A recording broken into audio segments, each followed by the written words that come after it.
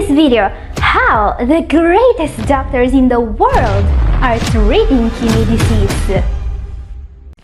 Catherine here. I've been working with people suffering from kidney disease for more than 10 years now, and I can tell you that in the last few years there have been huge steps forward in the way kidney disease is treated. Today we are going to see who made those changes possible. We are going to see a doctor in Minnesota who is administering mesenchymal stem cells to patients to make them gain back their kidney function significantly. We're going to see how a doctor is saving people from dialysis with a natural resin. And we are also going to learn about the last news about the development of the bioartificial kidney and more. Now, this video is not just going to be about how these outstanding figures are shaping history of medicine, but also about what we can learn from these luminaries, what we can use to lower our creatinine levels. So let's start with a professor and researcher from Colorado who is treating kidney disease with stem cells. Stephen C. Textor, MD, is actually giving new hope to the patients that need it the most. In a study published in 2019 on the Kidney International, 21 patients who were administered mesenchymal stem cells derived from their own fat were able to have a significant improvement in kidney function. During this trial, 21 patients were able to improve their GFR, main indicator of kidney function, on average from 53 to 56. And also to decrease their systolic blood pressure from 124 to 136 millimeters of mercury. Yes, all that with a single stem cell injection, which represents a huge success because this research was focused on patients suffering from CKD and atherosclerotic renovascular disease, or ARVD. This is a common condition in patients suffering from kidney disease and heart disease. It's a condition in which an artery that brings blood to the kidneys is shutting down due to plaque buildup, decreasing blood flow to the kidneys and kidney function. And just thanks to stem cells, researchers were actually able to increase blood flow, decrease inflammation, and improve GFR in those suffering from CKD and ARVD. Incredible! Question: how does this work? This procedure is not as complicated as it appears to be. Researchers first harvest and cultivate a little bit of stem cells from the patient's own belly fat. And since the stem cells are coming from the patient's own body, there is no risk of rejection. In the lab, they separate out the tissue's stem cells and enhance their ability to promote kidney function during a 6-week process. Researchers grow the stem cells into the amount needed for treatment, and then they just inject them into the patient's kidney. Yes, it's amazing that this is no more just a theory. They have actually done this and documented the results. Also, thanks to Dr. Stephen C. Textor, a real pioneer in the field of stem cells. I bet we will hear more about this treatment in the future. Let's talk about now the inventor of a treatment that's already available for anyone with kidney disease, and that probably some of you guys are already using because, well, it works and it's very simple to use. I'm talking about Amir Al-Musawi, the inventor of acacia fiber as a form of intestinal dialysis. Acacia fiber, which is in my opinion one of the best ways to help your kidneys, has a very surprising history. And its history is tied to that of a researcher called Amir Al-Musawi. Today, he is the head doctor of Iraq headquarters of Copernicus Scientists International Panel. But it was the year 2003 when he demonstrated that acacia fiber, which is simply the substance that acacia trees produce naturally from their bark, could be used as an alternative to dialysis in people with end-stage renal failure. I mean, imagine how shocking that discovery must have been. We are talking about something that literally grows on trees here. And that can be used to do what a dialysis machine does. Because you see, acacia fiber was firstly used in an end-stage renal disease patient who wasn't able to tolerate dialysis. And keep in mind that their GFR was less than 5. Most patients are told to start dialysis with a GFR of 13 to 15. But instead of dialysis, they were given 1 gram of acacia fiber per kilograms of body weight per day. The result was shocking. The patient was able to go on for 4 years without dialysis and without any uremic symptoms at all. After that, Amir Al-Musawi wrote and published several papers about this method of intestinal dialysis. The last one was actually published in 2019 and involved this time 9 patients. All of them were in need of dialysis and all of them were treated with acacia fiber instead. Yes, they were able to avoid dialysis for years. Up next, we will talk about one of the greatest innovators of our times, a man that is trying to make dialysis a thing of the past. I'm talking about Dr. Shubha Roy, the leader of the Kidney Project, the team that's developing the bioartificial kidney. Now, Shubha Roy, PhD, is a translational bioengineer and professor of bioengineering at the University of California, San Francisco. Along with William Fissel, MD, he is leading the development of what's, in my opinion, one of the greatest innovations of our times, the bioartificial kidney. What is the bioartificial kidney and how is it going to change the lives of millions of patients? The bioartificial kidney is an implantable organ made both from human tissue and artificial parts that it's going to be able to perform the function of a human kidney. It will only be powered by the human body and it will guarantee that the patient will stay dialysis-free on the long term. It has 2 big advantages over a kidney transplant. First of all, it will solve the biggest problem connected to kidney transplants: organ availability. Today, a transplant receiver has to wait on average 5 years before they can get a kidney for transplant, if they can get on the list at all. The artificial kidney is going to change that forever in the near future, and those who will receive it will not need to take medicines to prevent rejection for the rest of their lives, like transplant receivers do. By the way, this is the real finished product that's already being tested in pigs. So what's new about the artificial kidney? Today, the Kidney Project is in the preclinical development stage of the bioartificial kidney, which means they have prototypes that actually work and that operated as intended in healthy pigs. What they are trying to achieve now is to improve the capacity of the device of filtering the blood. They are trying to make it powerful enough, in short, to replace a human kidney. And well, a while ago, Dr. Shubha Roy told us that they needed $10 million in 3 to 4 years to complete this process and start testing the device on humans. Recently, they were able to secure $1 million thanks to an organization called KidneyX. This will sure make the goal of testing the artificial kidney on human closer. Maybe in 2026 already? Up next, the work of one of the greatest exponents of the world of naturopathic medicine, a doctor who developed a 3-step dietary strategy to treat kidney disease. Dr. Joseph Pizzorno, founder of Bastyr University. Dr. Joseph Pizzorno, founder of Bastyr University, is one of the most respected naturopaths in the world.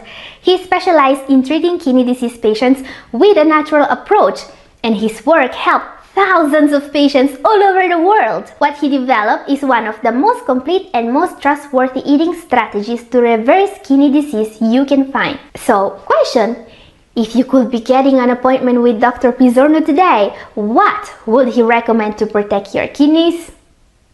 Dr. Pizzorno developed a 3-step dietary and naturopathic strategy to treat kidney disease. It's based on the notion that the kidneys are the first-line defense of the body against toxins, and the excess of toxins modern society put us in contact with is actually damaging the kidneys. So first of all, a patient of Dr. Pizzorno will be told to aggressively reduce the exposure to nephrotoxins such as cadmium, for example. This is a heavy metal that's mostly present in polluted air and in pesticides used on produce. The second step will be aimed at protecting the kidneys from oxidative stress. The kidneys progressively lose function with aging, and oxidative stress is what actually causes aging in the human body. Then he will focus on increasing microcirculation in the kidneys, which coincidentally is the same goal Dr. Stephen C. Texter achieved with stem cells therapy. Dr. Pizzorno, however, believes that this can also be achieved with a natural treatment with certain foods and supplements. Now guys, Dr. Pizzorno's strategy is very interesting in my opinion, and we still have to see one of the greatest doctors of our times. This is maybe the most important name today because he changed for the better the lives of so many patients. His name is Carmelo Giordano, and he is considered a giant in nephrology. If you have been following me here regularly, you probably already know that today, a low-protein diet is the cornerstone of the treatment for CKD. But it was only in 2021 that the low-protein diet, or LPD in short, became part of the KDO-QI guideline. This is the rule book that all doctors must follow when dealing with CKD patients, because medical literature confirmed that a LPD can be a way to greatly slow down or even stop GFR decline in people with CKD. And guys, do you know who invented this diet? An Italian luminary, Dr. Carmelo Giordano. He was born in Naples in 1930 and he received his doctorate cum laude in 1954. And it was in 1963 when he firstly published about the low-protein diet. But it wasn't called a low-protein diet back then. It was called the Giordano-Giovannetti diet, from the names of the two main researchers behind this diet. And well, this is incredible. They were able to prove already in the 60s that patients in the terminal stage of CKD were able to suffer from less symptoms when following a LPD. As we can see here, those following a Giordano-Giovannetti diet didn't have any nausea, anorexia, vomiting, or diarrhea. In comparison, all the test subjects not following this diet had one or more of these symptoms. Again, this was published in 1963, and CKD patients in Italy have been following a diet similar to this for the last decades thanks to Dr. Giordano's work. Well, today we know a lot more about this diet, even if for some patients and even doctors, unfortunately, this is still something new.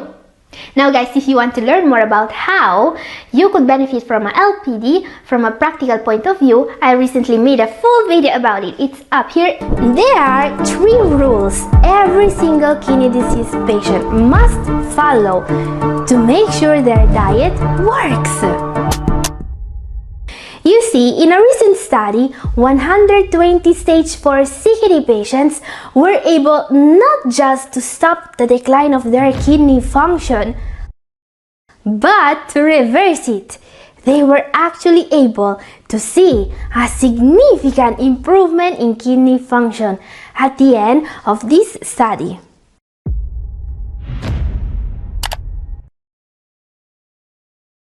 Their secret? A renal diet that was very easy to follow. It was so easy, they were able to learn everything about it in less than 20 minutes. And there were only 3 rules they needed to apply to their diet in order to obtain what many still consider impossible: a stable improvement in kidney function. So, are you ready to learn the 3 most valuable pieces of information about the renal diet? Because you see, in 2024, the renal diet doesn't have to be hard anymore. It only has to be effective. And we can do that by following just 3 rules. Let's see what they are. Number 3, turn your food into medicine. Okay, let's start with a very effective way to make sure your diet works. For too many years, the renal diet was some kind of elimination diet, and doctors mostly focus on the foods that patients have to avoid. Now, don't get me wrong, avoiding certain things is a must for a diet that works. I'm talking about animal protein, ultra-processed and high GI foods, and foods with dangerous preservatives. But that's not what I want to focus on right now. You see, in my experience, it's much easier to be successful with a diet when we focus first on those things you need to eat, not those you need to avoid. So what I want you to focus on in 2024 are those foods that are good for you and you in particular. And what these foods are depends on what you want to treat, alright? Don't worry, I'll explain how this works immediately. Let's find foods that work as medicine. First, let's see a food that has huge benefits for diabetes. This one decreases sugar absorption in the digestive tract, leading to a more stable blood sugar response. Yes, if you have diabetes, most fruit and vegetables are great for you, but there are only a few veggies that can really make a positive difference with diabetes. One is okra. Okra has huge benefits for those with diabetes. It can actually lower your fasting glucose levels if you just add it to your diet. It's an incredibly powerful effect, as this review of studies tells us. So add okra to your diet if you have diabetes. Now, let's also see a food that can be medicine for people with high blood pressure. If you want to control your blood pressure, make sure you are eating beet. Beet is, in my opinion, one of the healthiest veggies out there, a must for kidney patients. This food really helps lowering blood pressure, says science. This root is naturally high in nitrates, a very powerful vasodilator that will lower your blood pressure while helping the heart during its job. Another food you absolutely want to consume regularly with high blood pressure is garlic. Garlic is a superfood everyone should have regularly, but especially those with high blood pressure. And there are more foods with medicinal properties. People with high cholesterol, for example, would benefit from eating oats more often, and those with gout from cherries. Yes, you can really turn your food into medicine if you eat the foods that are right for you. Now, something I recommend every single CKD patient is also eating foods that have detoxing properties. Certain detoxing foods are great for everyone. One example is asparagus. Asparagus is not just a super tasty vitamin powerhouse, it's actually a natural diuretic, which is very useful in order to help the kidneys do their job and to reduce swelling. And this benefit is strongly supported by science, by the way. Now, my advice with asparagus is to eat it raw if possible. Just grate some asparagus and put it in a salad. Remember that high temperatures and water can damage some of the nutrients in this superfood, so eat it raw. Another food you want for its detoxing benefits is ginger. Ginger has incredible properties. It fights diabetes, high blood pressure, and it can even relieve nausea. I mean, it's an all-around superfood for people with CKD. It can even help detoxing cadmium, a heavy metal that can deposit in the kidneys, damaging them. And you see, modern society exposes us to huge amount of cadmium every day. Cigarette smoking, even secondhand, and foods treated with pesticides are huge sources of cadmium exposure. And ginger, on the other hand, can help. This is why ginger is a food with very underrated benefits. So make it a part of your diet. You can consume it raw in small pieces, or you can use it dried as a spice. Another food with super underrated detoxing benefits is the humble tangerine. I consider this fruit a detoxifier for two reasons. First, because it's a great source of vitamin C. Other than being a powerful antioxidant, vitamin C is probably the vitamin with the most powerful diuretic effect, great to help the kidneys.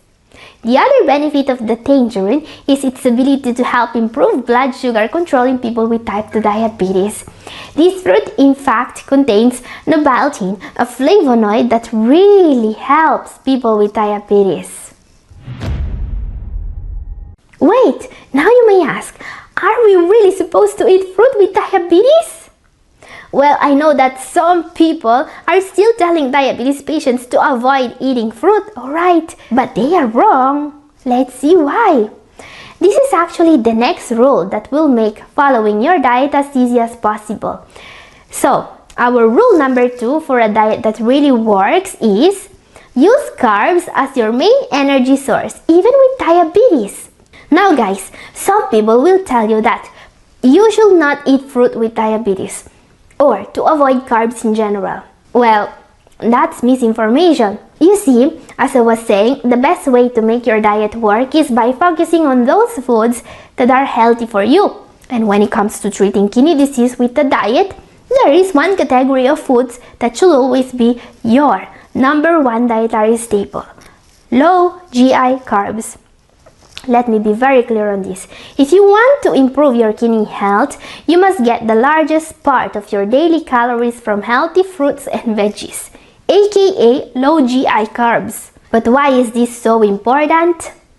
Because my main focus here on Double O Kidney is presenting you with large studies in which a big number of CKD patients were able to improve, alright? And well, in every single one of these studies, CKD patients were eating mainly plant-based, unprocessed foods. I've never seen in my life a single study in which CKD patients improved by following a keto or a paleo or any other fad diet like that.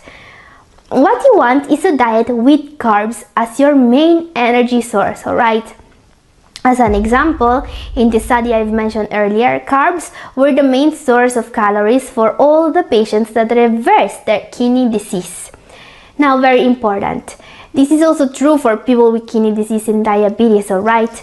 And I know that some diabetes patients find it hard to believe that they must eat more carbs. So I will show you another study very briefly before we see what foods are the best carb sources. This one is published on the British Medical Journal, which is literally the fourth most important medical journal in the world. What this says is that if you have diabetes, you should still get the biggest part of your calories from carbohydrates, while limiting your intake of processed meat in particular. So I think that's 100% proven today that the only way to improve your kidney function is to eat carbs from plant-based sources as your main dietary staple. So question, what foods should always be present on your table? A great example is red potato. Potatoes are rich in nutrients and fiber. They are a gluten-free carb source that's also low on the GI scale, especially if you cook them the right way. Choose red potatoes if you are diabetic. They are lower on the GI scale than regular potatoes. Potatoes are high in potassium, so keep that in mind if your doctor hasn't figured out how to treat this issue yet. Now, another great carb source for every kidney disease patient, including those with diabetes, is corn.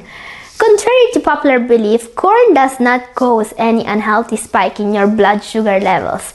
Corn is rich in fiber, great to help absorbing sugar and carbs more slowly. It will also provide you many essential nutrients. Let's see more super healthy carb sources. Turnips are also great for a renal diet. Turnips contain several anti-inflammatory plant compounds associated with disease-fighting properties. These fruit vegetables are loaded with fiber and vitamin C. They are also a decent source of vitamin B6 and manganese.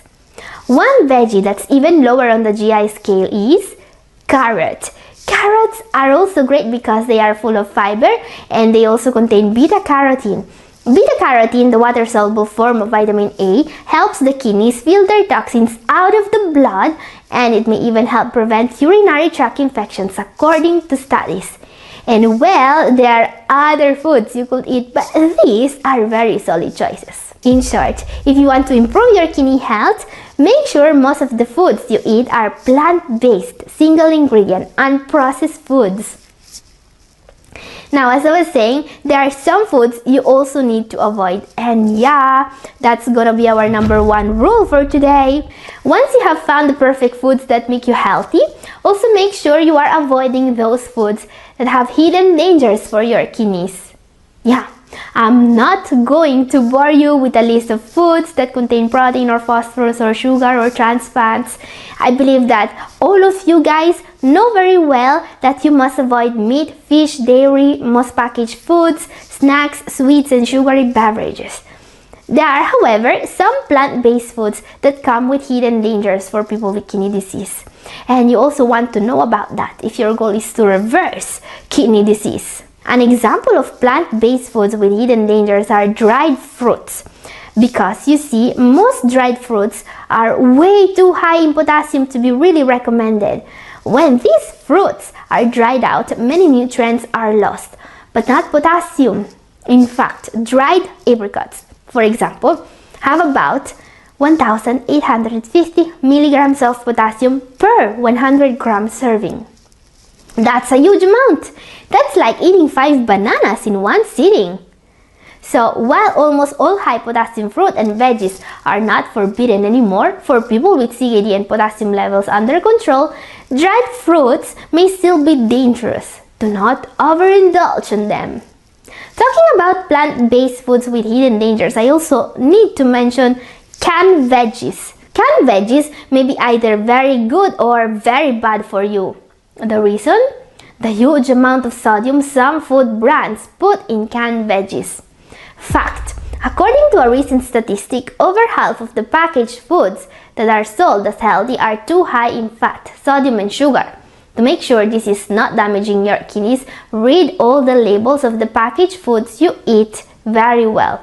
Excess sodium or salt in the diet is one of the worst causes of hypertension, heart and kidney disease. Canned vegetables are especially dangerous. They tend to be higher in sodium since salt is often used as a preservative. For example, a half cup serving of canned peas has around 310 milligrams of sodium. Now also keep in mind that this danger can be limited if you rinse canned foods very well, or if you can find brands that sell low sodium canned vegetables. Even more dangerous when it comes to plant-based foods is vegetable oils for frying. Vegetable oils come with two dangers. First of all, oil is very caloric dense. Oils in general are actually the most caloric dense food item that there is. Very bad if you need to lose weight. The second reason why vegetable oil is dangerous is because most people use oil for frying, and this is bad. Fried foods are high in saturated and even worse, trans fats. These fats have been linked to increased blood cholesterol levels, more arterial plaque, heart and kidney damage, even cancer. Don't fry your foods. And this may seem bad, but there is a hidden danger in plant-based foods that's even worse. This is maybe the most serious danger you can face in your renal diet. Eating too much protein without noticing it. Legumes, nuts, certain grains, they can all be too rich in protein if eaten with abandon. Don't get me wrong, in moderation, these foods may be extremely healthy for you, but you have to be careful with their protein content. Most legumes, and soy in particular, are high in protein. Same for quinoa, amaranth, most whole grains, but also peanuts and almonds. I mean, every veggie such as broccoli, spinach, asparagus, artichokes have protein in them. But how dangerous are these foods actually? Well, they can be very good for you if you eat them in the right amount, but they can also be very bad. And guys, this is a way bigger issue than most people realize. According to a recent study, excess protein intake is possibly the main reason why most patients cannot improve. What this study points out is that even under the guidance of a dietitian, most CKD patients are not able to control their protein intake effectively. In this video, why adding foods containing a very special type of fiber may be key to lower your creatinine levels fast. I've only been talking about the renal diet here, and there is a reason for that. More and more studies are being published every year, confirming that following the right diet is the #1 best thing you can do for your kidneys. And one of the interventions that always seems to give results is replacing foods rich in protein with foods rich in dietary fiber. This really seems to be key to slow down kidney disease. And dietary fiber can make a huge difference, says science, because it binds to and help you get rid of renal toxins in the gut before they enter the bloodstream.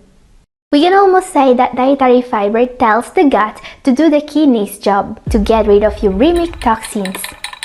Doing this efficiently enough will directly decrease the load on the kidneys, protecting them. It has also been observed capable of delaying end-stage renal failure by years, sometimes decades. What not many people know is that there is a special type of dietary fiber that can be used to achieve this goal even in the advanced stages.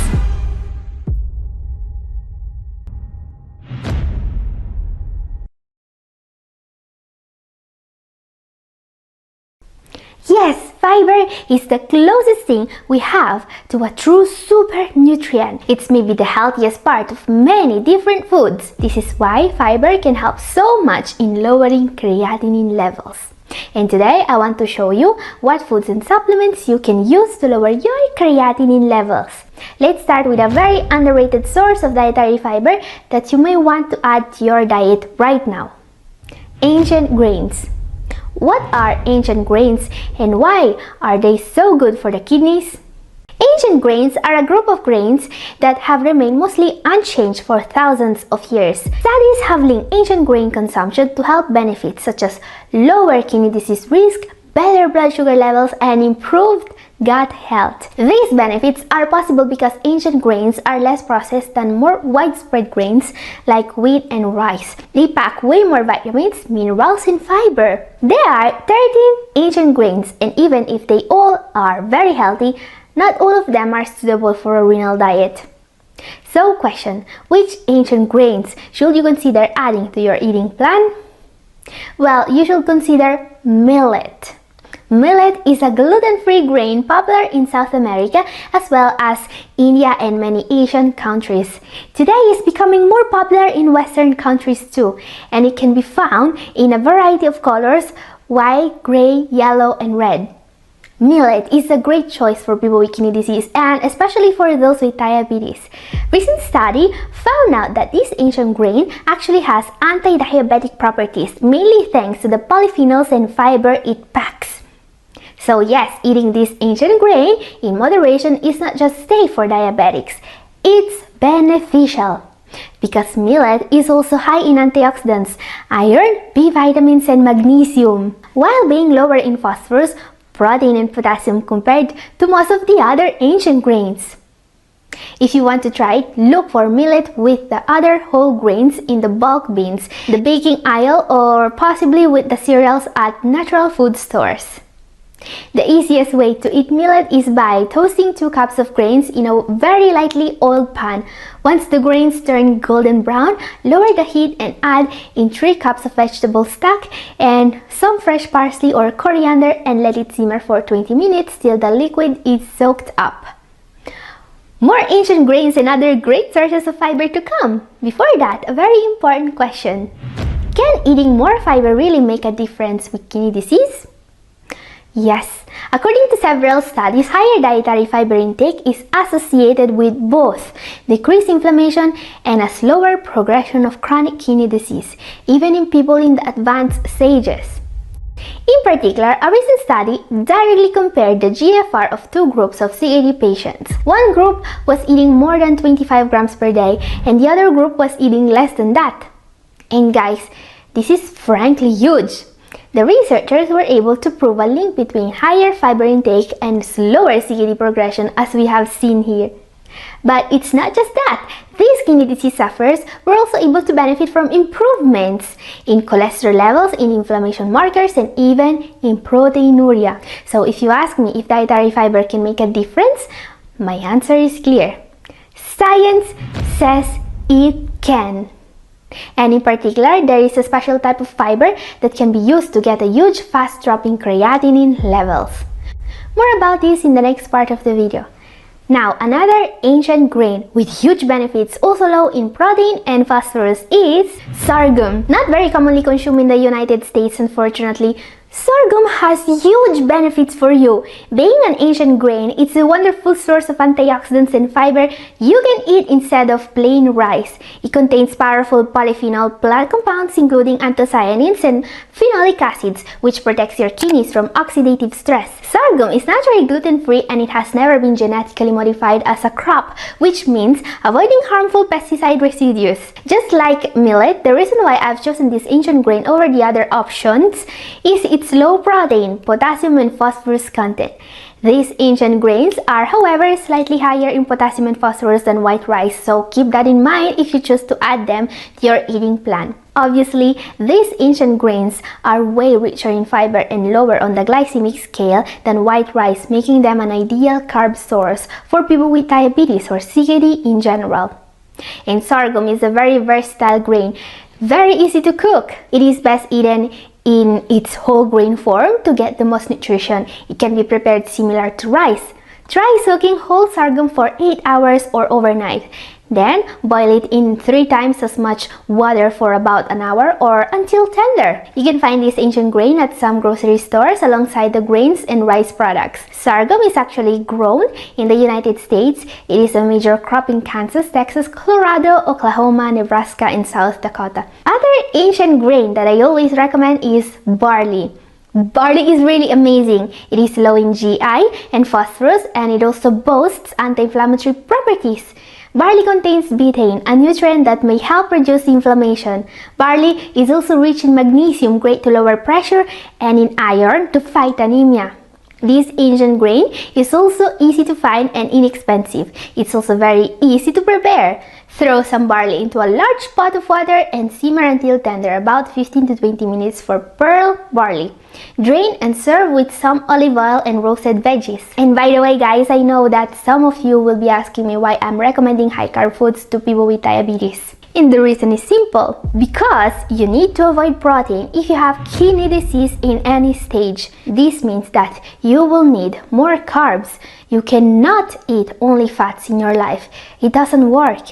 It's not safe. On the other hand, eating more foods that are rich in fiber and low on the glycemic index is going to be your best strategy at controlling both diabetes and kidney disease. And guys, the foods I talk about in my videos usually come with one or more special property that can help you. And barley is very rich in fiber, like all the foods of today's video. But it is also particularly rich in one special type of fiber called soluble fiber, which is the healthiest fiber you can find. Question: what's so special about soluble fiber? In general, fiber is a carbohydrate that your body can't digest, so it has no calories, but it will still make you feel full. Of the two types of fiber, soluble and insoluble, soluble is even more useful. Soluble fiber dissolves in water, so when it reaches your GI tract, it forms into a gel. This slows down digestion, helping you avoid a sugar spike, but it also promotes gastrointestinal health. Even more important, soluble fiber can bind to several toxins in the gut, especially uremic toxins. So the more fiber you get every day, the better. Getting enough soluble fiber every day is also linked to reduced risk of diabetes, heart disease, obesity, and gastrointestinal cancers. It lowers cholesterol and promotes mental health. But you can't just eat grains to get fiber. You also want veggies. So question: what veggies are the best source of soluble fiber? Well, some of the veggies you absolutely want to consider for your eating plan include Brussels sprouts. While many vegetables are good sources of soluble fiber, Brussels sprouts are definitely topping the list with 3.8 grams of fiber per 100 grams, half of which is super healthy soluble fiber. And while Brussels sprouts were once banned for the renal diet, today we know that they have a ton of benefits for your kidneys. They can help lower blood pressure, cholesterol, and blood sugar levels, very important for managing kidney disease. There are studies even linking an increased consumption of cruciferous veggies such as Brussels sprouts to a significantly decreased risk of type 2 diabetes. Another veggie that would help you get more soluble fiber during the day: carrots. Many people still believe that carrots are mostly there to help you see better. But while that is just a myth, there are many benefits of carrots that are actually supported by science. First of all, they are a great source of soluble fiber, especially if we compare grams of soluble fiber to grams of protein we get from carrots. Now, the soluble fiber in carrots is mainly pectin. Pectin is not just great to help gut health, it also binds to cholesterol in the intestine. So if you want to lower your cholesterol and triglycerides levels, also add carrot to your diet, says science. Another great source of soluble fiber, broccoli. Broccoli is definitely one of the healthiest foods on earth, a true powerhouse of nutrients. It's reputed to benefit digestion, the cardiovascular system, and the immune system. Research also tells us that eating broccoli fights the inflammation in the body. This little veggie also has detoxing properties, very useful to lower your creatinine levels thanks to unique phytochemicals. These plant compounds aid all steps of the body's detoxification process, from activation to neutralization and elimination of contaminants. Not to mention the very high fiber content of broccoli, especially when compared to the small amount of calories this veggie has. And yes, many of these foods are rich in potassium, but potassium should not be considered a boogeyman for people with kidney disease it once was. There are still people that need to limit it, but this is not true for everyone anymore. And guys, when it comes to increasing your intake of soluble fiber, you can also consider supplements. You see, grains and veggies are extremely healthy for you, don't get me wrong, but they also contain some protein, some carbs, potassium and phosphorus. And getting the right amount of fiber every day, which is a pretty high bar, 38 grams for men and 25 grams for women, is not easy. Not many people manage to eat all the fiber they need every day. So time to cut this fiber gap and start lowering our creatinine levels. There is a supplement that I use every day and that I always recommend, especially because, as I was saying, soluble fiber can bind and help excreting renal toxins in the gut before they enter the bloodstream. And this is a supplement of pure soluble fiber that has been studied for its property of directly binding to and removing uremic toxins. I'm talking about acacia fiber. I really recommend you try adding this one to your eating plan if you already haven't. The reason is because acacia fiber alone can make a serious difference in all the stages of CKD despite the cause of the issue. This 100% natural substance directly binds to creatinine and other uremic toxins in the intestine, preventing them from reaching the precious filters of the body. Acacia fiber is so effective in removing creatinine, it was used in test subjects with stage 5 CKD who wanted to avoid being tied to a machine. Instead, they were given acacia fiber. It worked so well, some of them were able to avoid the Big D machine for years. After that, more research showed that this natural substance can help in all the stages of CKD. Acacia fiber is a powerful anti-inflammatory and an antioxidant that scavenges free radicals in the body. So consider adding it to your regimen if you aren't using it already. And more info about it in description, by the way.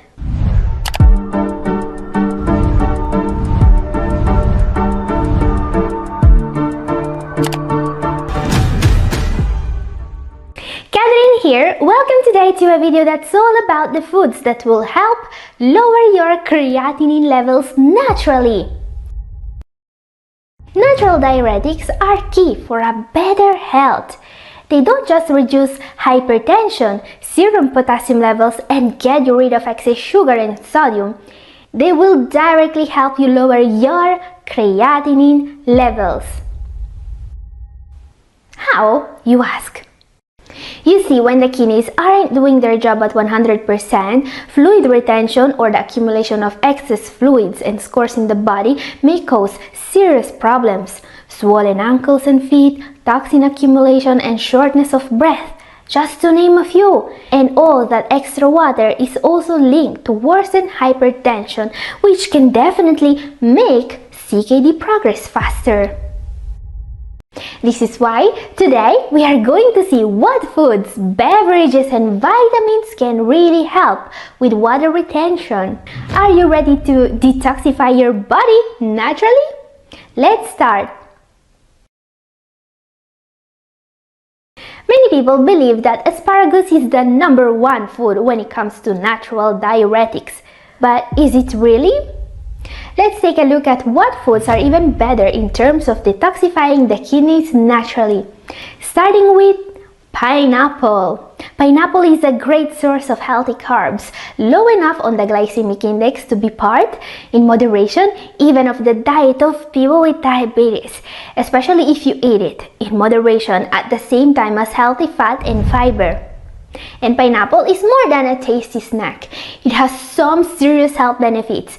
First of all, it's a natural diuretic, like all the foods we will see today. And pineapple also has anti-inflammatory and anti-clotting properties, great for people with CKD and diabetes. All these amazing properties are due to an enzyme called bromelain. Pineapple is the only major dietary source of this incredible nutrient. I've recommended supplementing bromelain in the past because bromelain is incredibly effective against uric acid. Having too much uric acid is very common in people with kidney disease, and it's the cause of gout, a painful condition, and it also causes kidney damage. Bromelain does also help with digestion and with inflammation, as I was saying. What not many people know is that the highest concentration of bromelain is in the center of the fruit, the part that most discard. In the center of the fruit is also the part with the less amount of sugar. Stop discarding it and make pineapple even healthier. Up next, another great way of fighting water retention and detoxing your kidneys.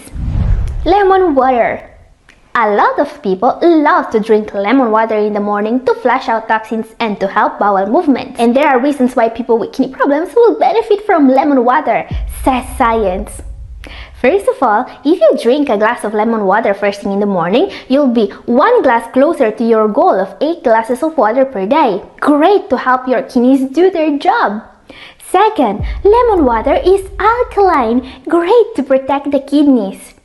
And also, lemon water contains a sufficient amount of vitamin C, and this is very important. You see, this vitamin C has diuretic properties especially powerful when combined with sufficient water.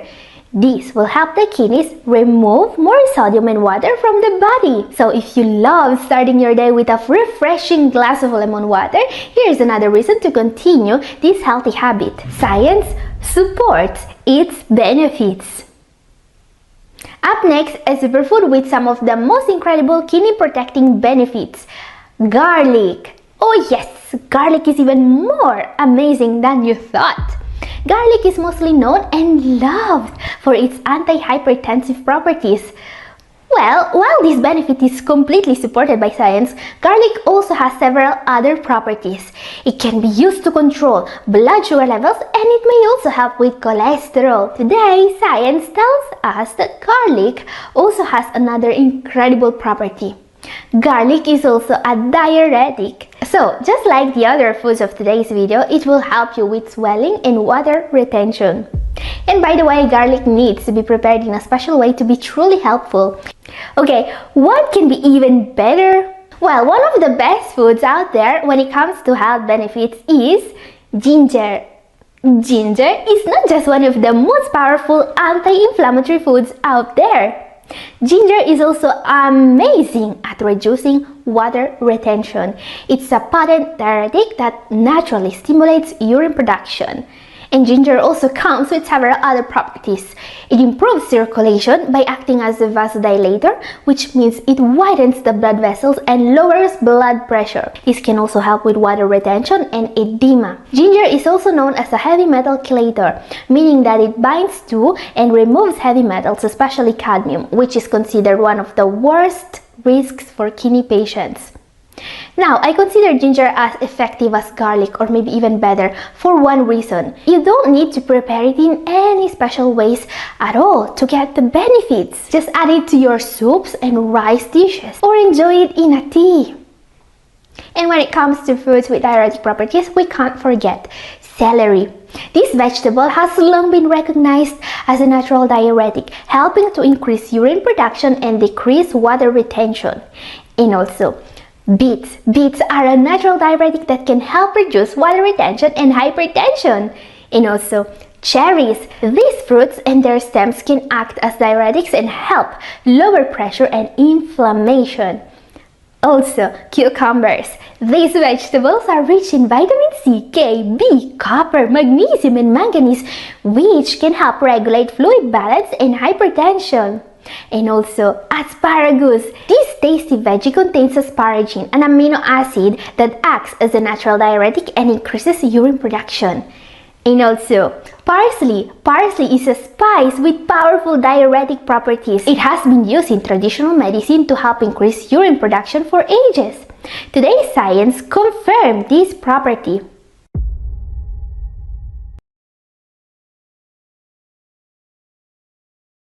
All of these are great additions to your eating plan. And guys, these foods will help you for sure if you eat them regularly.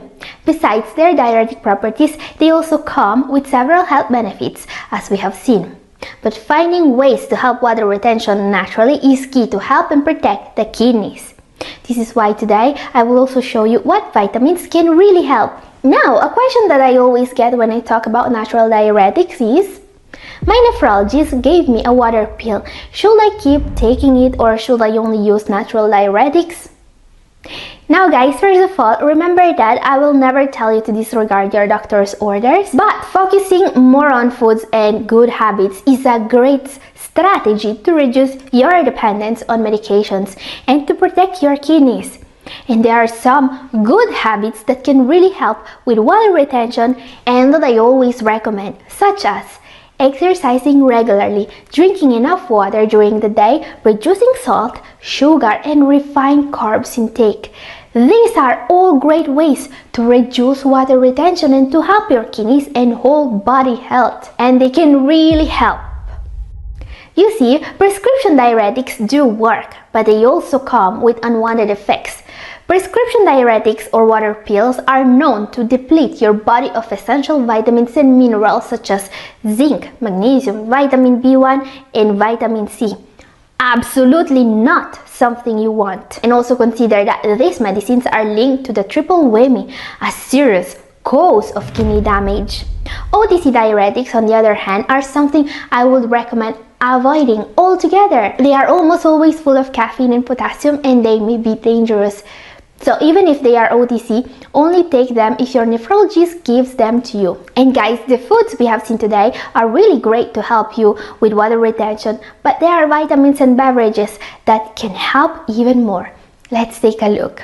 What vitamins have detoxifying effects? There are certain vitamins and minerals that you may want to make sure you are not deficient in if you want to reduce water retention. Vitamin C is key when it comes to water retention. Vitamin C has been shown in studies to have diuretic properties by increasing urine output.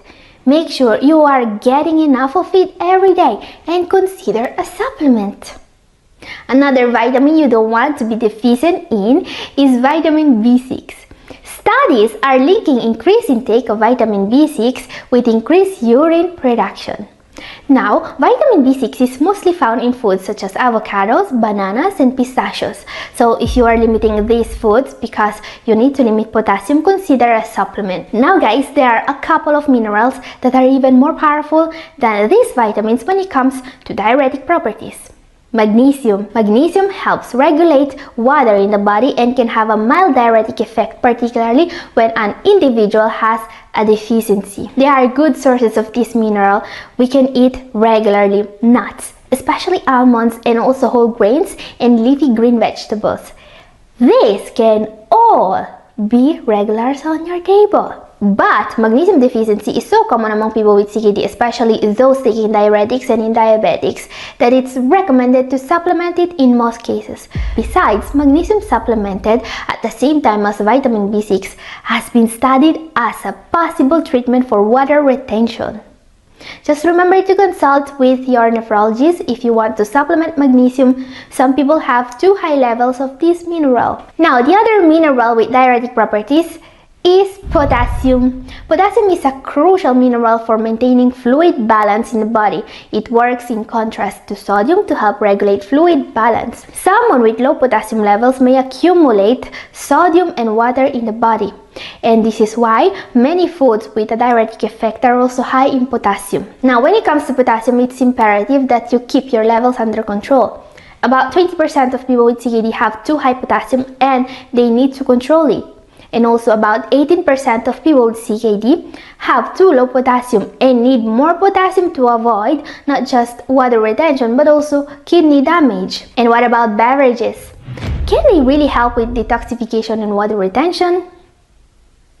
Absolutely. Now, the first thing that comes to mind when thinking about beverages with detoxing properties is coffee. Caffeine is a powerful diuretic, no doubt about it.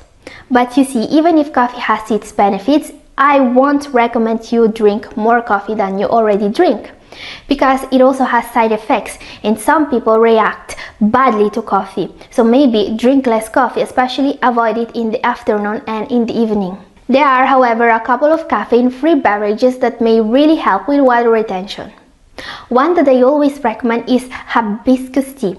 This beautiful tea you can easily buy at the grocery store has more than just its looks. It comes with several key benefits.